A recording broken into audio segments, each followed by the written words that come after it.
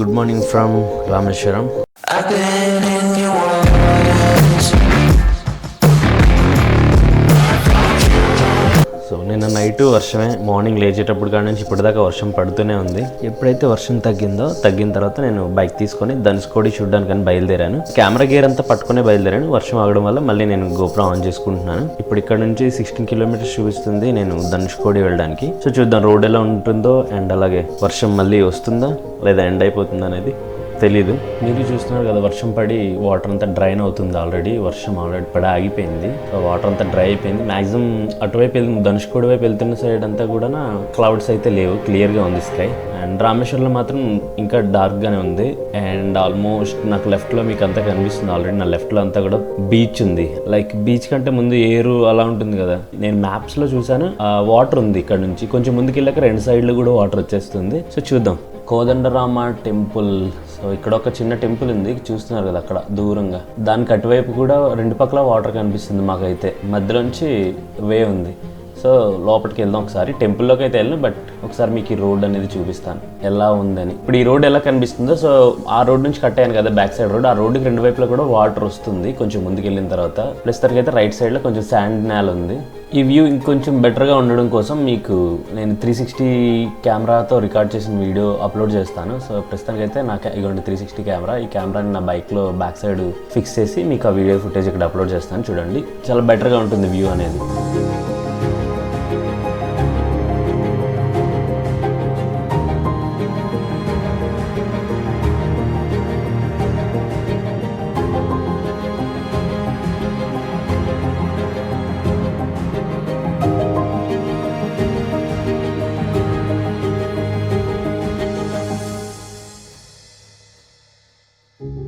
గుడి ఎండకు వచ్చేటప్పటికి ఇది పరిస్థితి. మేబీ సేమ్ ఇది ఎలా ఉందో ధనుష్కోడి కూడా అలానే ఉంటుంది. ఇది మొత్తం చుట్టూ వాటరే ఉంది, 3 వైపులా వాటరే ఉంది. లాస్ట్ లో ఈ ప్లేస్ లో టెంపుల్ ఉంది అనమాట. నేనైతే టెంపుల్ విజిట్ చేయడం లేదు. చూస్తున్నారు కదా, ఇది లాస్ట్ ఎండ్ పాయింట్. ఇక్కడ పార్కింగ్ పెట్టుకుని లోపలికి టెంపుల్లోకి వెళ్ళొచ్చు. సో నాకు ఇప్పుడు అంత ఇంట్రెస్ట్ లేదు టెంపుల్కి వెళ్ళేంత, అందుకని నేను మూవ్ ఆన్ అవుతున్నాను. లెఫ్ట్ సైడ్ చూస్తున్నారు కదా, ఇదే టెంపుల్.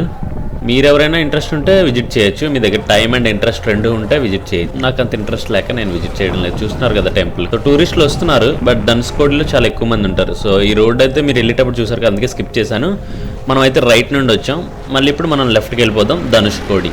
కంప్లీట్ బీచ్కి వచ్చేసాం. అంటే ఇంకా అలలు కూడా ఎక్కువ లేవు, బీచే కానీ. అలాగని బ్రేక్ వాటర్ ఏం లేదు.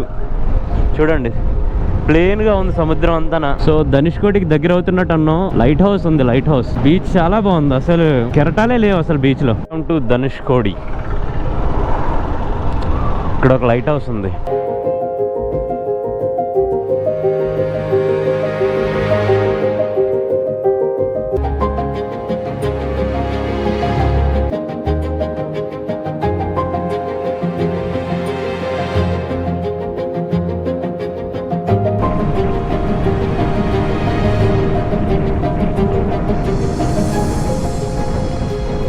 బాబాయ్ క్రౌడెడ్ ఎంత ఉన్నారు. అరే చాలా లోతు ఉంటుంది అనుకున్నాను నేను, కానీ ఇక్కడే చూడండి అక్కడే ఆడుతున్నారు. లోతేం లేదు, లోతు అయితే ఏం లేదు, బాగానే ఉంది. బీచ్ చాలా బాగుంది, అందరూ హ్యాపీగా స్నానం చేసుకుంటున్నారు. కానీ క్రౌడ్, టూ మచ్ క్రౌడ్ రా బాబు. తెలుగులో నాకు నచ్చని ఒకే ఒక పదం, క్రౌడ్. మీరు ఇంగ్లీష్ మాట్లాడుతున్నారు. మచ్ క్రౌడ్ అండి. ఏ సీజన్లో వచ్చినా ఇలాగే ఉండి ఇలా ఉంది ఇక్కడ. నన్ను అడిగితే బైక్ తిప్పేసి వెనక్కి వెళ్ళిపోవడం బెటర్ ఏమో. అసలు నాకు నచ్చలేదు. Worst place. కంట్రోల్ లేదు, ట్రాఫిక్ కంట్రోల్ లేదు. సో ఇదే లాస్ట్ ఇంకెండ్. ఇక్కడ నుంచి మీరు టాప్ వ్యూలో చూస్తే తెలుస్తుంది, ఫొటోస్ ఏమైనా. ఇదే last point. Welcome to Dhanushkodi.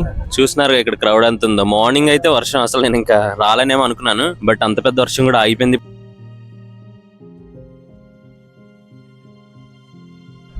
Too much crowd ఉన్నారు, ఎక్కడ చూసినా టూ మచ్ క్రౌడ్. రామేశ్వరం అయితే ఇంకా దీనికంటే వరస్ట్ గా ఉంది క్రౌడ్. బీచ్ అయితే చాలా బాగుంది. స్నానాలు అవి చేయాలంటే మీకు కనిపిస్తుంది కదా అక్కడ దూరంగా, అక్కడ స్నానాలు అవి చేస్తున్నారు. ఇక్కడైతే దిగడానికి కావదు, ఇక్కడ చాలా లోతు.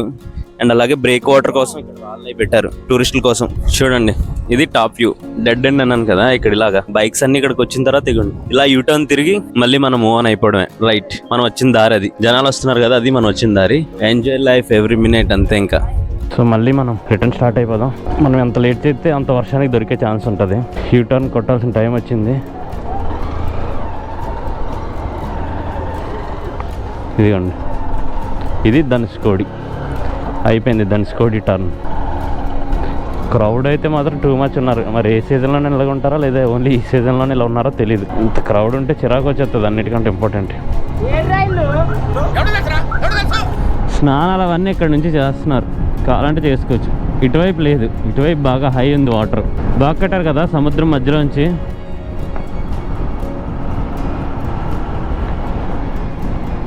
టూరిజం ఏంటంటే రామేశ్వరం ధనుష్కోడిలో ఎంత దారుణం అంటే ఫుడ్ దగ్గర కానీ రూమ్స్ దగ్గర కానీ ఎంత ఛార్జ్ చేస్తున్నారో తెలియడం లేదు. వాళ్ళకున్న డిమాండ్ ఎలా ఉందంటే వాడు చెప్పిందే రేటు, అంతకంటే రూపాయి కూడా తగ్గడం లేదు. ప్లేసెస్ అన్నీ మీరు వెతుక్కోవాలి. ఎక్కువ తిరగాల్సి వస్తుంది. సోలో రైడర్ అయితే అదే త్రూ ట్రావెల్స్ ద్వారా వస్తే వాడే రూమ్స్ ఇస్తాడు. సో అలా అయితే పర్లేదు, కానీ లేదంటే మీరు ఎత్తుక్కోవడానికి చాలా టైం పడుతుంది రామేశ్వరంలో. రిటర్న్ వచ్చేసాం. రిటర్న్ రోడ్ అంతా నేను స్కిప్ చేశాను అండ్ డైరెక్ట్గా మళ్ళీ రామేశ్వరం వచ్చేసాను. ఇక్కడికి వచ్చేటప్పటికి మళ్ళీ వర్షం వాతావరణమే. వర్షం పడిపోయింది దారుణంగా. నేను 15 minutes వెయిట్ చేస్తాక వర్షం ఆగితే లగేజ్ ప్యాక్ చేసుకొని వెళ్ళిపోతున్నాను. అండ్ ఇంకోటి ఏంటంటే రామేశ్వరం వచ్చేదే రాముడి గుడికి వెళ్ళడానికి. బట్ ఆ క్రౌడ్ని చూసాక నాకు అక్కడికి వెళ్ళాలనిపించలేదు. నేను రిటర్న్ వెళ్ళిపోతున్నాను తిరువనంతపురం వైపు.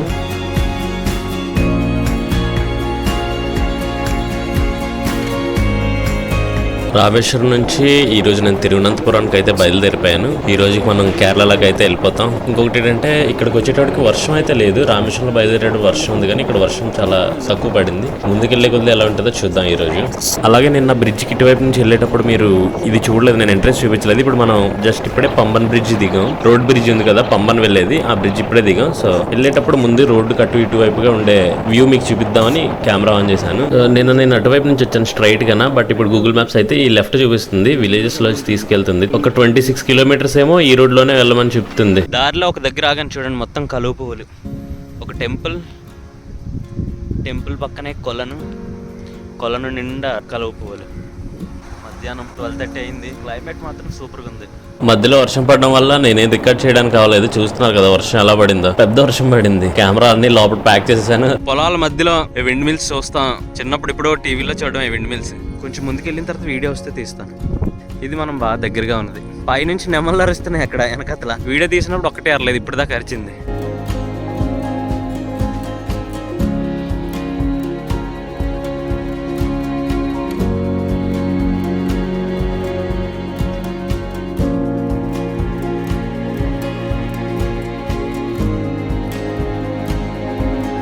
మన డ్రీమ్ నెరవేరింది. వీటి మధ్య నుంచి డ్రైవ్ చేయాలని ఉంటాయి అనుకోలేదు నేను యాక్చువల్గా.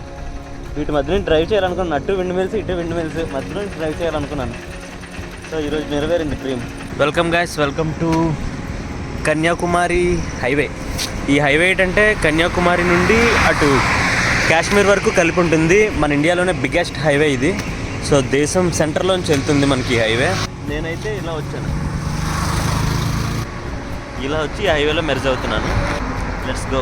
మీరు ఇప్పుడు చూస్తున్న ఈ స్ట్రైట్ హైవే వచ్చి ఇక్కడ నుంచి 35 kilometers ఏమో ఉంది. కన్యాకుమారి వెళ్ళిపోతుంది. నేను వెళ్ళేటప్పటికి సన్సెట్ అయిపోతుంది. సో కన్యాకుమారి వెళ్ళి సన్సెట్ చూడకపోతే ఏమో ఉంటుంది. సో ఇక్కడ నుంచి నేను నాగర్కోయిల్ మీదకి వెళ్ళిపోతున్నాను. దీనికంటే ముందు నేను హైవే ఎప్పుడైతే ఎక్కానో అక్కడ ఒక 10 to 15 minutes వర్షం అయితే ఇలా అలా పడలేదు, పీక్ అసలు. కానీ ఒక 10 minutes లో వర్షం ఆగిపోయింది. కానీ వర్షంలో నేను రైడ్ చేసేసాను. బట్ ఇక్కడికి వచ్చేటప్పుడు మొత్తం డ్రై కూడా అయిపోయింది. రైట్ సైడ్ అయితే సన్సెట్ అవుతుంది, మీరు చూస్తున్నారు కదా. మనం ఇక్కడ నుంచి నాకు బైక్ చూపించేది అయితే కొంచెం ముందుకు వెళ్ళాక యూటర్న్ చూపిస్తుంది. ఇదిగోండి, ఇదే యూటర్న్ మ్యాప్స్ లో నాకు వచ్చింది.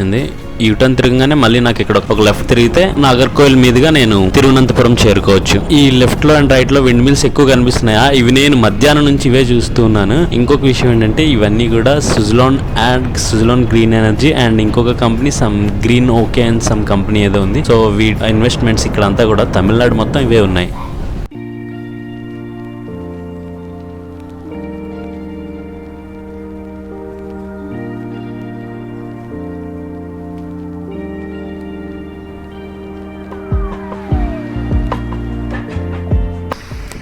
ఆల్మోస్ట్ డైలైట్ ఫెయిల్ అయిపోయింది.